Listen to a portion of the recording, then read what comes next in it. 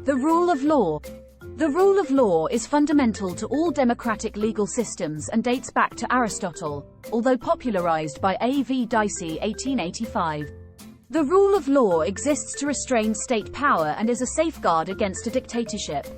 Honauri 1987 defined it as, the rule of law exists when a government's powers are limited by law and citizens have a core of rights that the government are bound to uphold. According to Dicey 1885, there are three key features of the rule of law. 1. Equality before the law. 2. No punishment without a distinct breach of the law. 3. Absence of arbitrary power. 1. Equality before the law. Everyone is subject to the same law no matter what their rank or station is in society. Equality before the law encompasses the concept that no person is above the law. This includes the Prime Minister, government ministers, lords, judges. This can be seen when Boris Johnson and several other members of the government receive penalties for breaching lockdown rules. The state cannot act without sanction of the law. For example, the police must act within the powers granted to them under the Police and Criminal Evidence Act 1984 when stopping and searching, arresting and detaining suspects. If they act outside of these powers, they can incur criminal liability. The state is accountable under the law for their actions. 2. No punishment without breach of the law. Article 7 and 5 of the European Convention of Human Rights embody this aspect of the rule of law.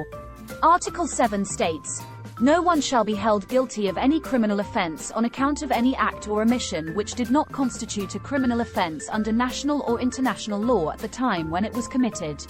Article 5 secures a right to liberty which can only be removed by a lawful arrest or conviction. The way in which common law operates under the doctrine of precedent can result in a person being liable and punished for an action which was not criminal at the time it was committed. For example, in RVR 1992, the House of Lords overturned the law on the marital exception to rape. At the time the appellant committed the rape, it was not a crime. It was only later when the court changed the law that it became unlawful. In SW versus UK, the appellant took his case to the European Court of Human Rights claiming a breach of Article 7. The court held that there had been no violation of Article 7. It was reasonably foreseeable the law would be changed on this point. He should have anticipated a change in the law as marital rape was widely condemned at the time of the offense. The creative interpretation of statutes can also have the effect of criminalizing acts after they have been performed. For example, in the case of Smith v. Hughes, the statute made it an offense to solicit in the street or public place. The defendants were soliciting from privately owned properties. On a strict interpretation of the statute, no crime had been committed. The court, however, held that as they were on view to the public, they were in a public place and they were liable. 3. Absence of arbitrary power. The rule of law advocates clearly defined powers rather than discretionary and arbitrary power. This requires the state's power to be set out in laws which are clear and certain. However, whilst Parliament may aim to achieve this, most statutes have ambiguity which requires interpreting. The majority of cases in the appeal courts concern the interpretation of statutes. This brings a level of uncertainty to the law and the interpretation can be arbitrary as seen in Smith v. Hughes. Similarly, the appeal court's powers to create new laws in the form of original precedents also brings a level of arbitrariness as it allows the judiciary to make the law on the spot. For example, the creation of the new crime of conspiracy to corrupt public morals in Shaw v. DPP. The defendant published a directory detailing the services offered by prostitutes. There was no existing law to cover this activity.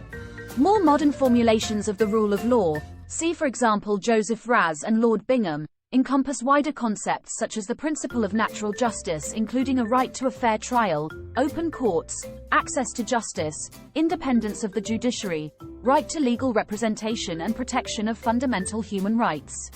In summary, the rule of law encompasses basic freedoms including no punishment without infringement of the law, freedom from arbitrary power and arbitrary laws. The laws must be certain, legible and accessible to comply with the rule of law. It also militates against retrospective laws.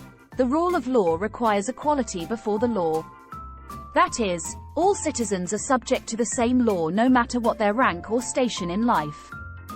It is essentially concerned with restraining state power. This video is part of a series of videos on law from www.e-lawresources.co.uk. Please subscribe to our YouTube channel www.youtube.com/@e-lawresources.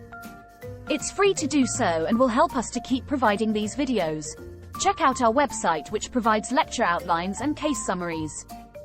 See also www.elawrevision.org.uk for revision games and quizzes. Thanks for watching.